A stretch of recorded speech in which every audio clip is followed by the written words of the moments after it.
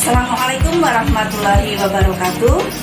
Anak-anakku sekalian, dimanapun kalian berada, semoga kalian semua dalam keadaan sehat dan berbahagia. Alhamdulillah, bertemu kembali dengan Bu Fat dalam mata pelajaran sejarah peminatan. Kalian pasti tahu, matahari terbit dari arah mana? Ya, betul, dari arah timur. Mari kita belajar bersama-sama tentang Asia Timur.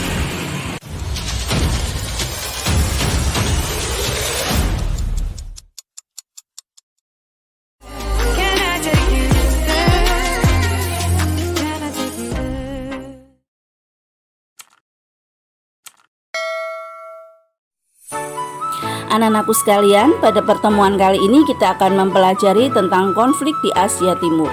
Sebelumnya, negara-negara di Asia Timur diantaranya ada Mongolia, Cina dengan bagiannya ada Macau, Hong Kong, Taiwan, kemudian ada Korea Utara, Korea Selatan, dan Jepang.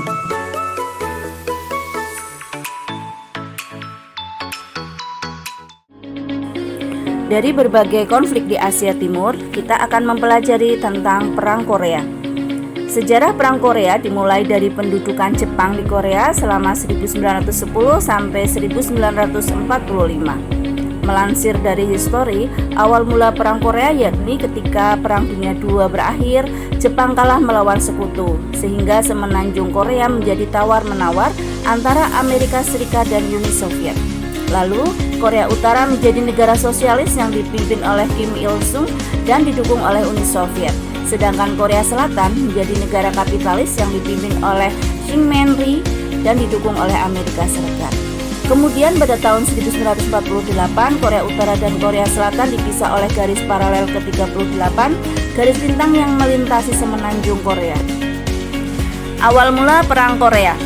Pada 25 Juni 1950, Perang Korea dimulai ketika 75.000 prajurit Korea Utara melintasi paralel ke-38, batas antara Republik Rakyat Demokratik Korea yang didukung oleh Soviet di sebelah utara dan Republik Korea yang pro-barat di selatan. Invasi ini adalah aksi militer pertama di era Perang Dingin.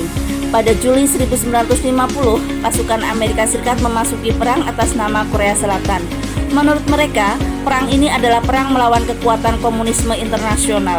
Setelah beberapa kali pertempuran di paralel ke-38, korban jiwa yang jatuh semakin meningkat tanpa ada hasil yang diharapkan. Para pejabat Amerika Serikat pun menyusun semacam gencatan senjata dengan Korea Utara. Mereka khawatir jika Perang Korea akan meluas dan melibatkan kekuatan besar lainnya, sehingga memicu timbulnya Perang Dunia Ketiga. Pada Juli 1951, Presiden Amerika Serikat Harry Truman dan komandan militernya memulai pembicaraan damai di Panmunjom. Namun, pertempuran terus berlanjut sepanjang paralel ke-38 saat negosiasi mengalami kebuntuan. Dalam pemilihan Presiden Amerika Serikat 1952, kandidat Partai Republik Dwight D. Eisenhower mengkritik keras penanganan Perang Truman. Setelah kemenangannya, Eisenhower menepati janjinya untuk pergi ke Korea. Perjalanannya meyakinkan bahwa ada sesuatu yang baru diperlukan untuk memecahkan kebuntuan diplomatik pada pembicaraan damai yang telah dimulai pada Juli 1951. Eisenhower secara publik mulai mengisyaratkan bahwa Amerika Serikat mungkin menggunakan persenjataan nuklirnya untuk memecahkan kebuntuan militer di Korea. Dia mengizinkan pemerintah nasionalis Cina di Taiwan untuk mulai melancarkan serangan udara ke Cina daratan. Presiden juga menekankan sekutunya, Korea Selatan, agar mengurangi beberapa tuntutannya untuk mempercepat proses perdamaian.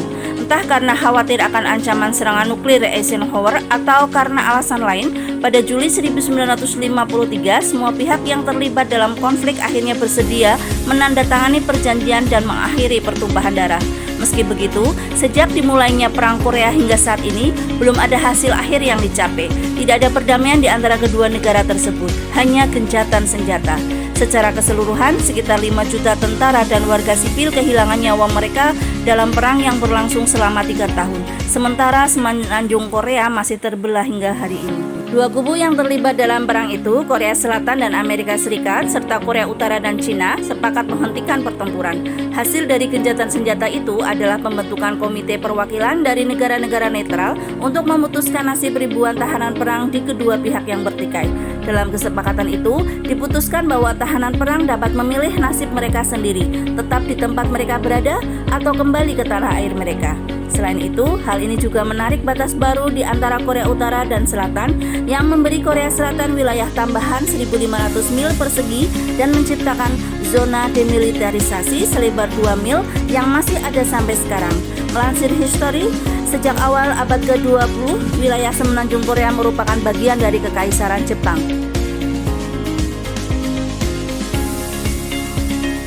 Setelah kekalahan Jepang pada Perang Dunia II, Amerika Serikat dan Soviet harus memutuskan apa yang harus dilakukan dengan wilayah yang sebelumnya dikuasai oleh musuh mereka.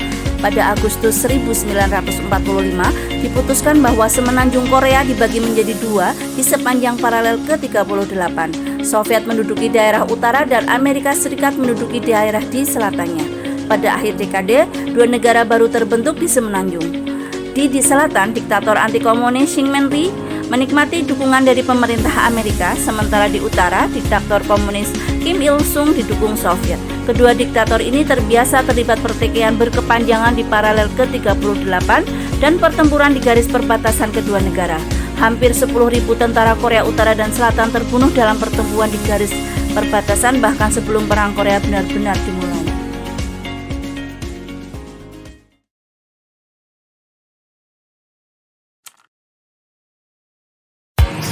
Demikianlah materi pada pertemuan kali ini. Semoga kalian dapat memahaminya dengan baik. Selamat belajar, semoga kalian semua sukses. Wassalamualaikum warahmatullahi wabarakatuh.